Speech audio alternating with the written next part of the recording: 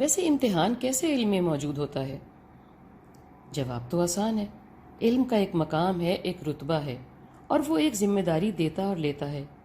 سچے چاہنے والے متلاشی پر آہستہ آہستہ علم کی گرہیں کھلنا اور گتھیاں سلجھنا شروع ہوتی ہیں، اور وہ سمجھ کا ساتھ دیکھ پاتا ہے۔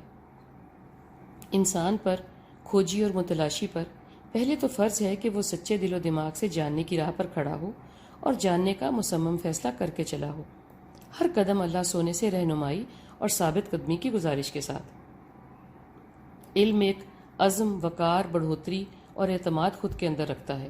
یہ سب جاننے والے کے علاوہ ہر کسی پر نہیں کھلتا، اس لیے کہ علم میں موجود امتحان ایک بھاری ذمہ داری بھی ہے، جاننے، ماننے اور پہچان کی طرف قدم بڑھانے والے کے نازک کندھوں پر۔ سوچنے، کھوجنے، ٹٹولنے والا کندھے مضبوط اور ارادے آہنی کر کے قدم بڑھائے۔ پہلے تو جاننے کا امتحان ہے کہ علم کو صحیح معنوں میں جاننے کی پوری کوشش کی جائے، چاہے ایک ہی نقطے پر سال بیت جائیں۔ پچھلی تسلی ادھوری چھوڑ کے آگے کا سفر پھل نہیں دیتا۔ سیڑھیاں پھلانگ کر جانا کہاں ہے؟ روٹی چبا کر ہی صحیح ہضم ہوتی ہے، اور تیز گرم کھانے سے زبان جل جاتی ہے، جس سے نہ یہ کھانا مزہ دیتا ہے اور نہ آنے والی خوراک کی ہی راہ ہموار ہوتی ہے۔ جب ہم حصول علم کی راہ پر چڑھتے ہیں تو صرف خود کی کھوج کو تسلی کرنے کو، یا چند سوالوں کے جواب اور چند خوابوں کی تعبیر ہی دل و دماغ میں ہوتی ہے۔ جب کچھ حاصل ہونے لگ جاتا ہے، سمجھ آنے لگ جاتی ہے، یا بس لگتا ہے کہ سمجھ آنے لگی ہے، تو خوشی میں یہ سمجھ نہیں آتی کہ یہ خوشی بانٹی کیسے اور کس کے ساتھ جائے۔ یہ ناتواں کندھوں والا بھاگ پڑتا ہے مل بانٹنے کو، بنا جانے کہ گتھیاں پوری سلجھی ہیں یا کچھ گرہیں باقی ہیں، یا میری خود کی ہی تسلی ہو لی کیا، اور اس بھاگ بھاگ پہ وہ بانٹنے لگ پڑتا ہے۔ بھلا کوئی یہ پوچھے کہ خود کے کندھے مضبوط کیے ہیں، اور وہ بھی خود کے لیے بھی اور اوروں کے لیے بھی۔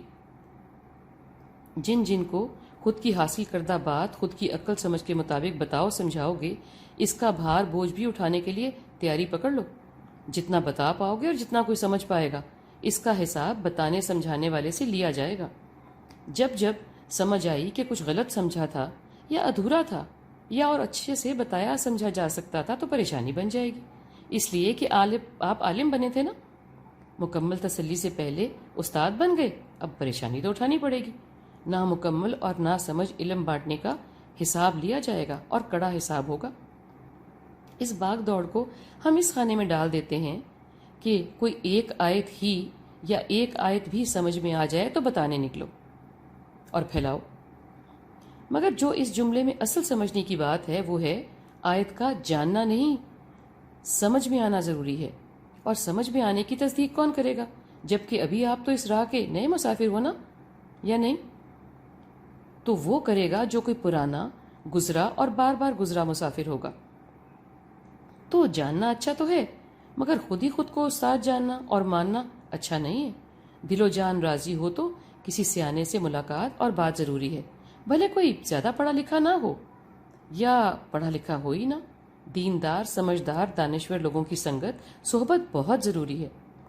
خود ہی کوئی بھی علم حاصل کر کے خود کی تصدیق کرنا خطرناک ہی ہے۔